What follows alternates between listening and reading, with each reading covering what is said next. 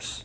Beyond a doubt, I think the work that introduced Bill Cooper to the world has to be Behold a Pale Horse. Now, Bill had released a lot of other documents and things, but up until 1991, when the book was published, self-funded, by the way, the book starts out with Bill describing himself, who Bill Cooper is. He was reared in an Air Force family, goes through his early childhood years up to when he came back from Vietnam, and then where he got all of this information that he was putting into his book and why he felt compelled that he had to release this information. This title is from the book of Revelations, because I have to tell you this, and you may think I'm nuts if you want to, but this is the truth.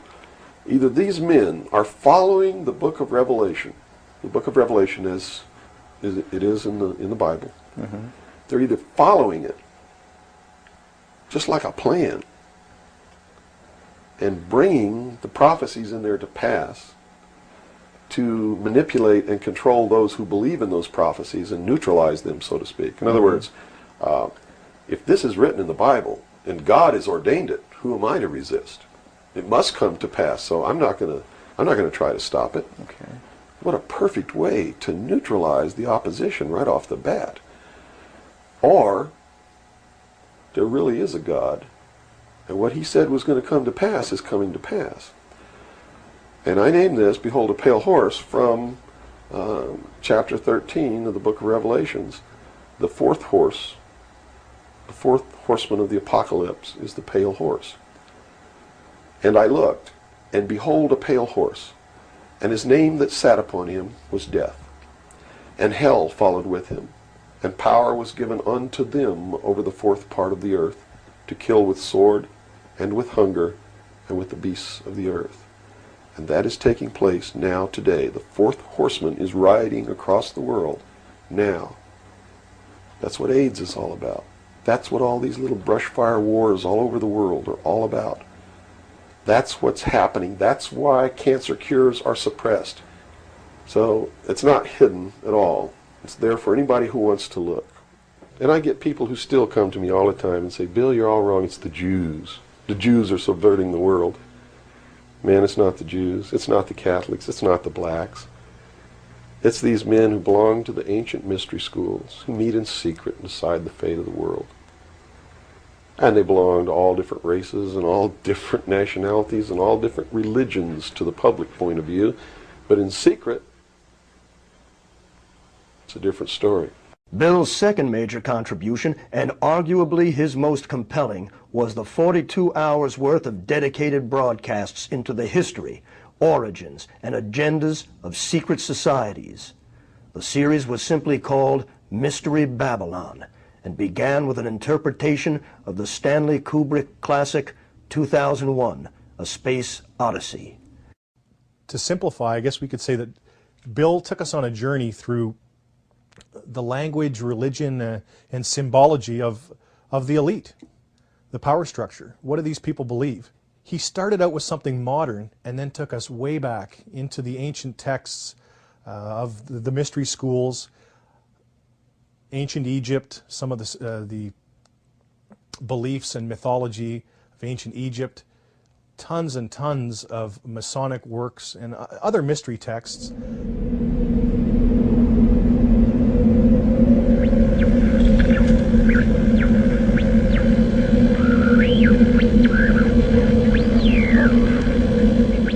You're listening to The Hour of the Time. I'm your host, William Cooper. Tonight, ladies and gentlemen, we begin the origin, the history, the dogma, and the identity of the ancient mystery religions which are now known as the mystery schools. The Order of the Quest, Freemasonry, the ancient Order of the Rose and Cross, the Knights Templar, the Sovereign and Military Order of the Knights of Malta, the Order of St. John of Jerusalem, the Priory de Sion, the Thule Society, or sometimes known as the Thule Society, the Order, the Skull and Bones, the Russell Trust, the Jason Society, the Scroll and Key, the Illuminati, And I could go on and on and on and on. But the most important thing to realize is that they all have been collectively known throughout the ages as the mystery schools, the Illuminati, which literally means illumined ones. They are all one and the same, as you will come to know. And you will understand perfectly how they've been able to infiltrate all of our society. What you hear tonight does not necessarily reflect my views or beliefs or religion.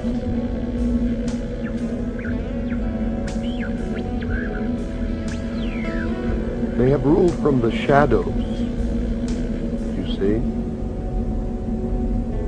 And they call themselves the guardians of the secrets of the ages. And their first religion was called astrotheology, or the worship of the heavens. And their first object of worship was the sun. The second object of worship was the moon. And everywhere you see the mystery schools or the mystery religion, you will see the symbols of the sun and the moon, also known as Osiris and Isis. For in the religion of the mystery schools, they believed that man was held prisoner in the Garden of Eden by an unjust and vindictive God. And that man was not told by this unjust and vindictive God that he could have the same powers. And man was set free from the bonds of ignorance by Lucifer through his agent Satan, and many believe that the two are the same. And that's okay, because maybe they are. And that through the gift of intellect, man himself will become God. Now, for those of you who understand what I am imparting to you now, you may not even have to listen any farther, for it explains everything that has ever happened in the history of man, and everything that is happening now, and all that is to happen in the future.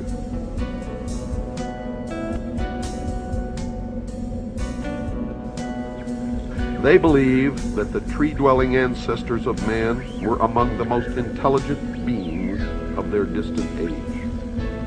And when these creatures finally abandoned the trees and walked fully upright, freeing their hands to serve as implements of their minds as well as their bodies, there began the most successful evolutionary drive toward higher intelligence ever witnessed in nature.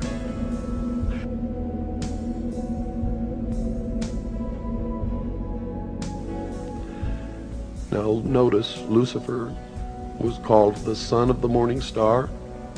He was also called the morning star, and there is a great mystery here, because Christ also called himself the morning star. But I have been told by those who have been initiated in the mystery schools that Christ and Lucifer are one and the same being. What you believe, of course, is your own business, and is not my intention to make you believe anything, but rather to impart to you what I have learned over many, many years of study into the secrets of those who worship the ancient mystery religions in secret for thousands of years.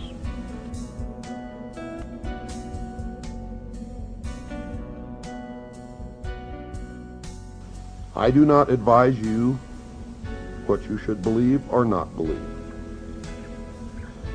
But I do advise you that we all need to learn as much as we can about everything that we can, because one thing I have learned in my life is that most of what we have ever been taught has been a lie.